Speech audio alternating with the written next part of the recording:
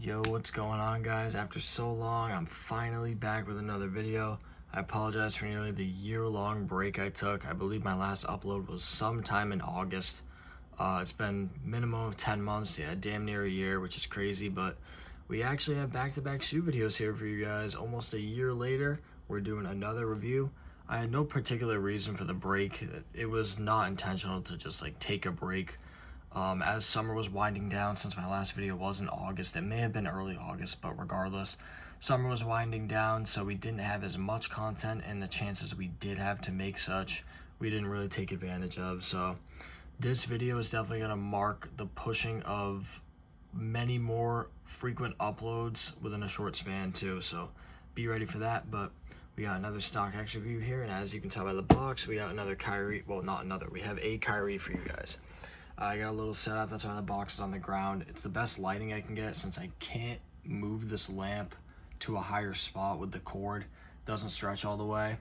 And my other light in here is very bad. So it's also pretty late, so I can't get any natural lighting coming through. But we have a Kyrie 7 high top. Again, this is a basketball shoe, so I'm going to be rating it based on performance factors for the most part, but also diving into the aesthetic. You guys are going to see it right away. I've done multiple takes on this video. I've had technical difficulties and everything. So, I mean, I don't know what's going on. If this, I mean, unless it stops short, if I make any mistakes, I'm just going to keep rolling with it. So, forgive me if anything, goes wrong. But last shoe video, the ACG Celadon review, it actually did very well over time. So, I'm curious to see how this will do. I would like at least my shoe reviews on this channel to become renowned for this raw and initial energy. That's why I'm not really doing any edits. Now, I have obviously like opened the shipping box and everything, so I've taken a look at these, but I mean, this is like, for the most part, this is still a raw and initial reaction. So we're gonna get into it a little over 2 minutes in, trying to make this a little shorter than the last video. You guys are gonna see it right away here. I will say just one quick thing, the box is sick. I don't know if that's every Kyrie box. This is actually the first pair of Kyries I've gotten, but that's pretty sick. You have like some sketch art, just a really nice aesthetic there. We're just gonna have one shoe out for now, so the right one works. I'll pull the left one out when I do side by side end of the video. So yeah, you can clearly see these are a high top here. The contrast on the shoe, I mean, it's just the classic black and white scheme. I think the shoe being majority white actually makes it pop ironically more. I mean, you'd think white's such a basic color, how can it pop? If these colors were flipped, if there was all black where the all white is, and if there was all white where the all black is, I really don't think the shoe would pop the same. I don't. Alright, so we're going to get into this first feature here. We have a very thin, you can probably tell by the reflection actually, but feeling it's very obvious, very thin rubber outline here of the black swoosh. And then some more contrast. We have this black signature print up here. And then we go reverse scheme. We have the white Kyrie logo with the black tongue, extends all the way down. I noticed this actually. I didn't know this was even on the shoe, Illuminati tag. Another interesting part of the shoe here, I've never seen another shoe like this. With these, I mean, it pops right out to the eye. It isn't really like an eyesore or anything. It's just pulling on them, wedging it a little bit. You can tell that it holds the lace pattern intact. I really don't see another purpose for it. It doesn't really bug me too much, especially because it just blends in. It's just more white on the shoe. I mean, it's majority white, so it's not like, again, like I said, it isn't really an eyesore. But moving down, similar to my Celadons, it's not really, I mean, I didn't notice the similarities at first, but we have a splatter pattern, which actually goes all the way and then cuts off right at the middle there of the front toe before going to this big grip, which I'm gonna get into. We're gonna flip the shoe over. Ready? This is the most unique feature of the shoe in my opinion, and it's this bike tire type grip. It's going to be very strong. Now, I have not tested these out myself on the court, but I am going to very shortly, and I will keep you guys updated with that. This grip, I don't see it really wearing down. I don't see any issues that could come about with this grip. I'm going to be updating you guys with that and the performance ability.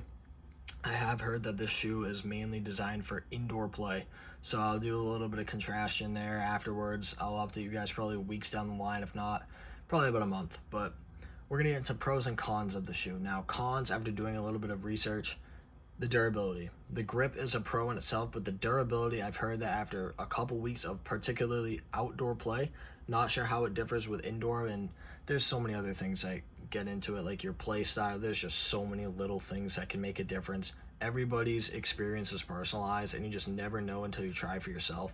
So that's why you can't rely too heavily on reviews, although it can influence your decision to buy and can leave you with many things. But yeah, con is the durability. I'll assess that for myself. I think the aesthetic is very nice here. It's so simple. How can you go wrong with black and white? I mean, also, I guess you could say another con is how much space the grip takes up, like on the side of the shoe. And I guess you could say maybe like it's a little plain, but why else would you get a black and white shoe if you didn't want more of a simple look, you know? So I also don't think people really care too much about aesthetic with basketball shoes, so I will be rating the performance. These are highs, so when you slip them on, mine are a size 10. I don't think it has too much to do with my like individual size. When you slip them on, they're a bit narrow, but once you break them in, get used to it, no problem. So here, I'm just gonna pull out the other one, do a side-by-side real quick.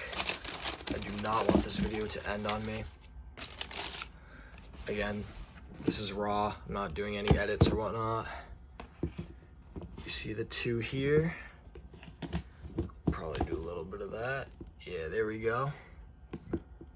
No differences from shoe to shoe. It's not like a, you know, some shoes come in a pair and they'll be like, not just different colors, but one shoe will have maybe a slightly different design. There's no variation with these.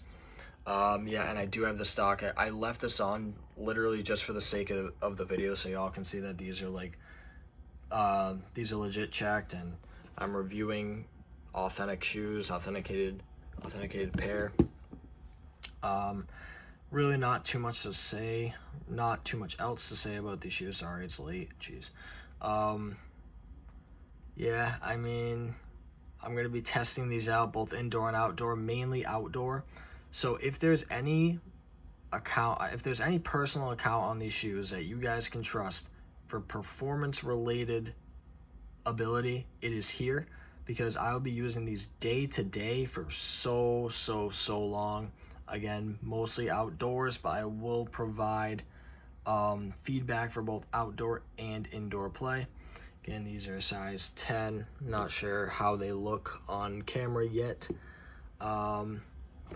Any features? You see, it is kind of hard to tell on camera. I actually didn't realize this myself until I got a closer look. There's a very thin mesh to at least give a little bit of air facilitating through the shoe, although it doesn't seep all the way down. Like, you can't see the very inside of the shoe, but it's there to give some air.